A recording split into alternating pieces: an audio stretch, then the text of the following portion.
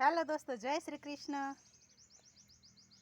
तो अमे तमने जे ईंडा बताव्या था मोबाइल नी अंदर विडियो नी अंदर काली देवली ना ईंडा ईंडा में त्यारे थोड़ोक પડછાયો પડ્યો હતો એટલે આપણે ઈંડા હરખી રીતે નતા દેખાણા। તો હાલો આજે તમને આપણે એના બચ્ચા બતાવવાનો પ્રયત્ન કર્યો। બચ્ચા જો આ ઓલું શું કહેવાય, દરજીડો।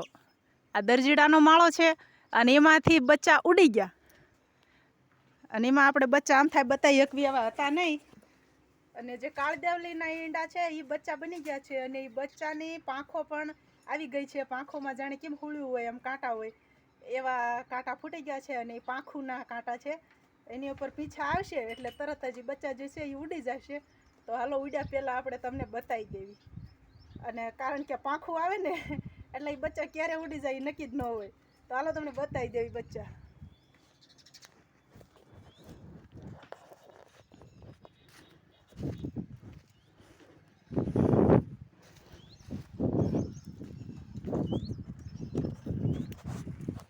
જો મસ્ત પીછા કલર તો આવી ગયો છે પણ મસ્તીનો।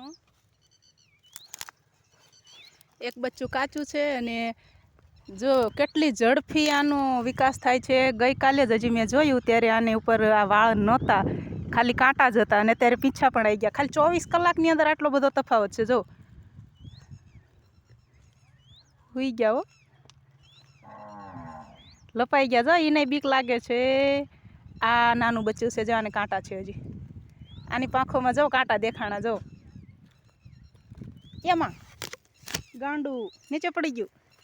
બાઈકમાં મારે તને મારવું નથી। જો આની પાંખોમાં જે આ કાંટા દેખાય છે ને એ ગઈકાલે સ્પેશિયલ આમ જાણે ચોખ્ખા ચોખ્ખા કાંટા હોય ને એવું જ દેખાતું હતું અને આજે આને પીછા પણ આવી ગયા છે। આજે સારું કર્યું વિડીયો બનાવ્યો, નકર આ હમણાં 3-4 દિવસમાં તો હવે ઉડી જ જવાના। આ નાનામાં નાનું છે, આને કાંટા દેખાય છે અને ઓલા મોટા રહ્યા ને એને હજી કાંટા હવે એક રહ્યા નથી, એને પીછા આવી ગયા। નહીં જો બહુ તૈયારના દીકરા છે, લપાઈને બેસી ગયા છે। આપણે એક મોટા બચ્ચાને બહાર કાઢીશું, જો ઉડી ન જાય તો ધ્યાન રાખવું પડશે। હા જો આવા મોટા થઈ ગયા। જો એને એક કાંટો દેખાતો નથી, મોટા થઈ ગયા છે। જો આને તો સમજણે બહુ પડે છે। હે સુજલ, જો એને પીછામાંથી આ નીકળ્યું, એના પીછાની અંદર ઝીણો જીવ હતું એ કાંઈક ઉડીને ગયું। હાલો હવે આપણે એને પાછું મૂકી દઈએ, નકર જો હાથમાંથી ઉડી જશે ને તો એની માં આપણી માથે જુલમ કરી નાખશે। 3 બચ્ચા છે, 3 એક સરખા। જો એ અંદર જા, માળામાં અંદર જતું રહે અંદર। આપણે બચ્ચાને કોઈ પણ જાતનું નુકસાન પહોંચાડવા નથી માંગતા અને આ ચકલાની આ બચ્ચાની માં જે છે એ આપણે ઓળખે છે, કારણ કે અહીંયા જ્યારે જ્યારે એની ઉપર બીજા શિકારી પક્ષી આવ્યા એને ઉડાડવામાં આપણે એને મદદ કરતા હતા એટલે એ આપણે ઓળખે છે। જો હું એના બચ્ચાને મેં રમાડી લીધા ને તો એ બોલ્યું નથી। જો આ બેઠી લીમડા ઉપર એની માં છે, જો ઉડીને જાય। અને આ વાંહડાની અંદર આ કટો અમે મેક્યો હતો ને, કટ્ટાની અંદર બચ્ચા એને બનાવી દીધા છે। તો તમે જો એ અબોલ પક્ષીને પણ આપણી પર વિશ્વાસ આવે છે કે અમારા બચ્ચાને કાંઈ નુકસાન નહીં પહોંચાડે એમ। નહીંતર આપણે એને બચ્ચા પાસે જ આવીને એટલે માથે ઉડીને કકળાટ કરતા હોય। અને આ કાળદેવલી છે એને અમારી ઉપર વિશ્વાસ છે કે અમને કાંઈ નુકસાન નહીં પહોંચાડે એટલે એ કાંઈ બોલતા પણ નથી।